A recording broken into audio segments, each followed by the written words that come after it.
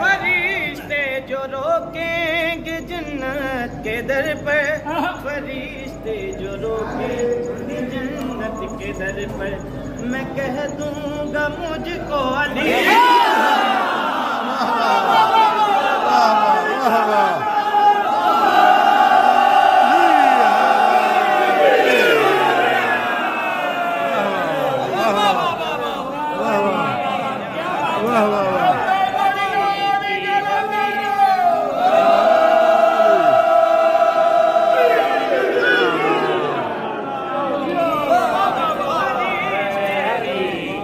हकीकत अली जानता है, अली की हकीकत अली जानता है।